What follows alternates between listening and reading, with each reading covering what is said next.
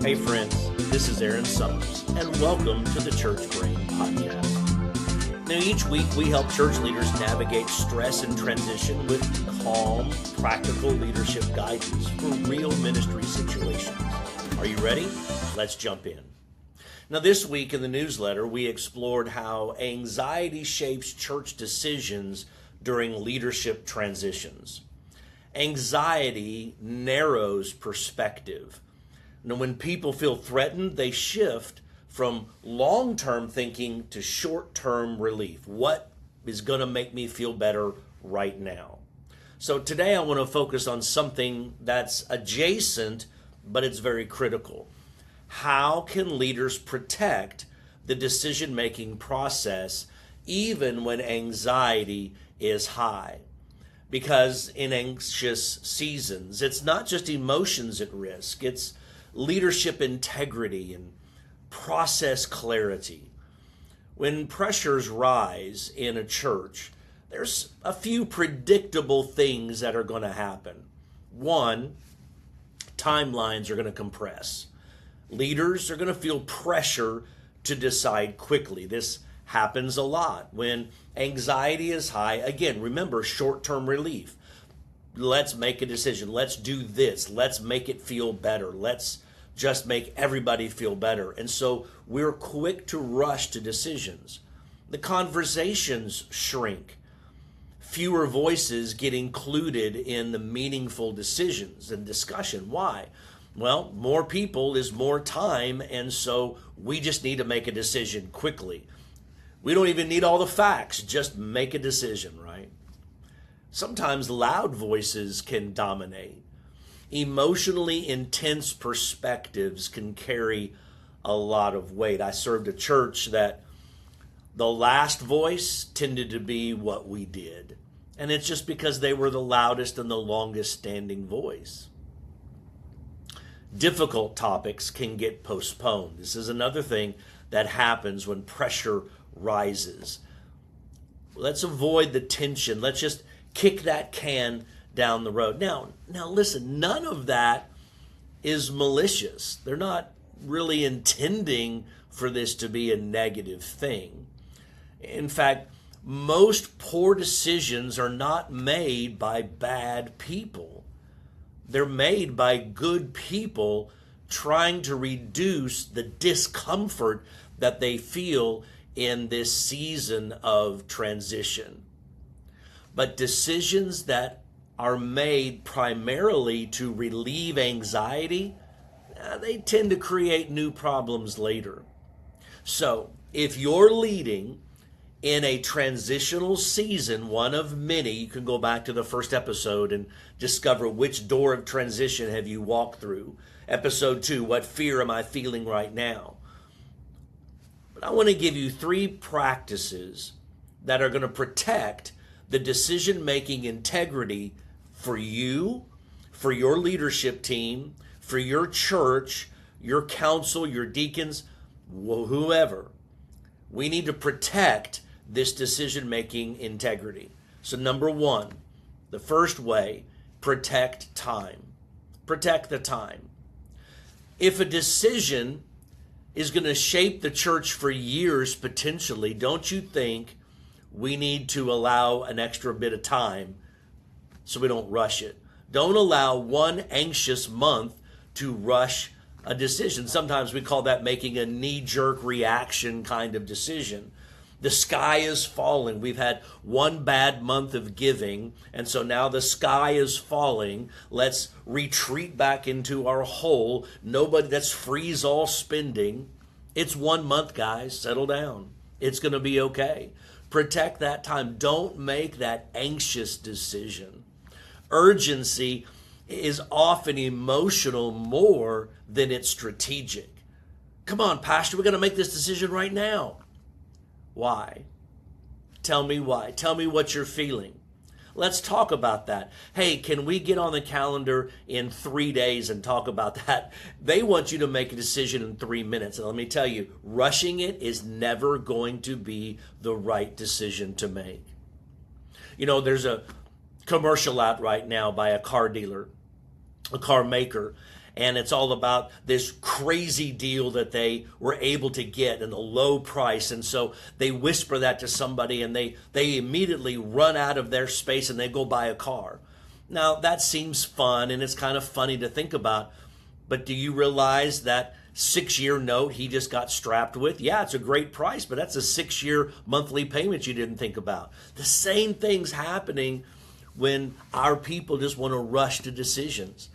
Build that space for some thoughtful evaluation. We're not kicking it down the road. Hey, I want to talk about it.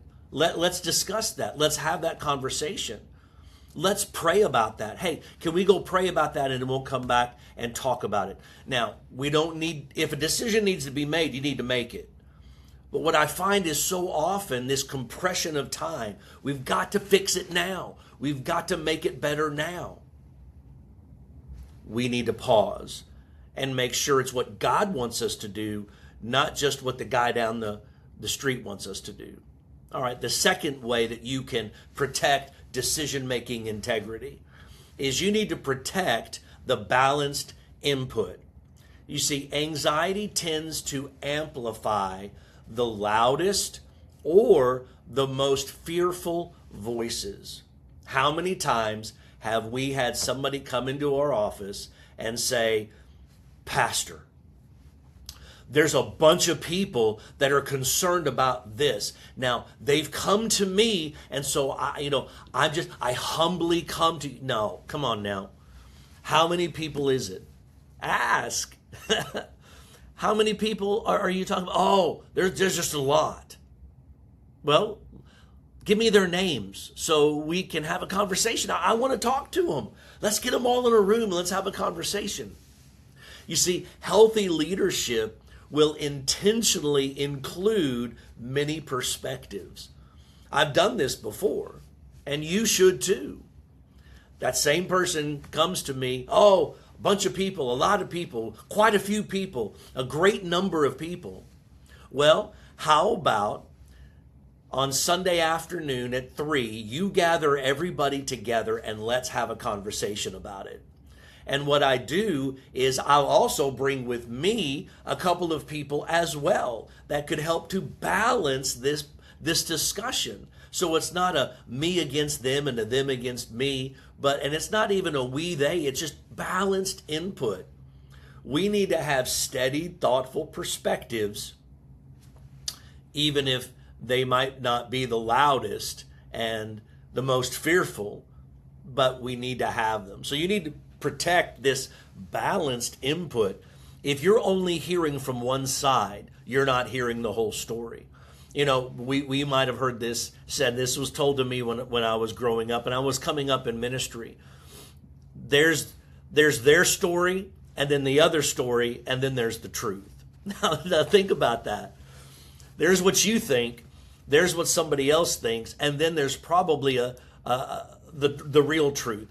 Now, we used to call that the third alternative. You've got option A, option B, and then we might get to a better option C. And we need to be doing that by protecting balanced input. If you only hear the sky is falling people, it will change you over time. You have to have balanced input. You cannot make decisions that are completely based out of fear, because you may ignore the facts. And you may ignore the faith that needs to be involved in this situation.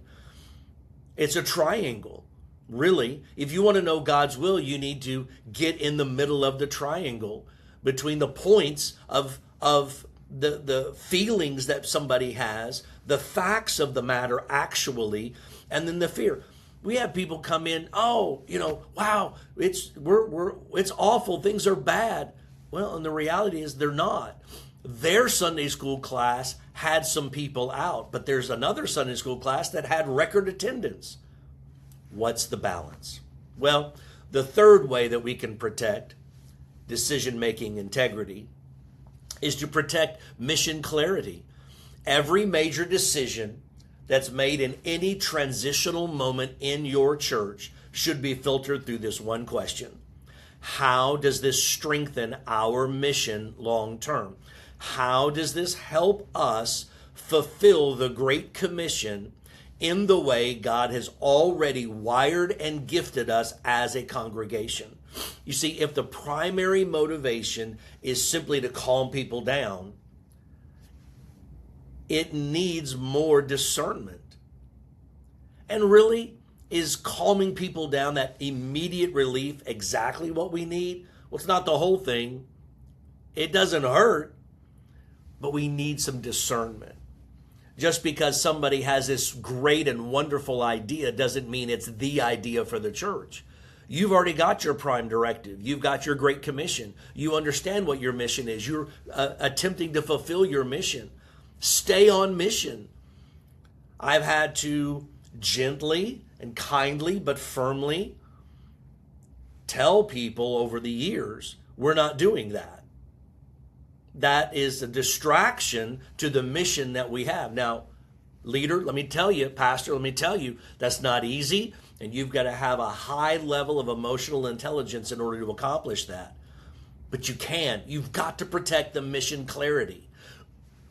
We can't do 10 things with excellence, but you can do one thing. What's the one thing that you and your church need to be doing? Not your agenda. What's the mission of your local congregation? You see, in Acts 6, when tensions arose in the early church, the apostles didn't react impulsively. Now, look, we can read Acts 6 in about 2 minutes. And so we somehow think this happened so quickly, but it didn't. They clarified roles. Peter said, I'm doing this. We need the other guys to do this because this other thing is happening, right? They strengthened the structure. Let's find men filled with spirit and wisdom and let them be released to go and do what it is that they need to go do. They preserved the mission. Look, our mission is gospel-centered discipleship making. That's our mission. And that was theirs. They addressed the issue. The widows were fighting. They addressed that issue. But they didn't allow pressure to fracture the leadership process of being on mission together. This is a model of maturity under the strain of leadership. Consider this question this week. What decision in your church right now requires process protection instead of emotional urgency? Let me say that again. What decision in your church right now is requiring process protection, decision-making integrity, instead of emotional urgency, just making them feel better? Anxiety may be unavoidable in transition, but broken decision systems are not. You may always have some anxiety in every transition, but you don't have to break the system to do it. Keep your integrity of decision making protected. Well, hey, thanks for spending a few minutes with me today. If this conversation was helpful, consider sharing it with another church leader that you know who may need encouragement this week. And if you haven't already, subscribe to the Church Brain and receive both the newsletter and the podcasts each and every week. Remember, God is already ahead of your church in this season. Have a great day.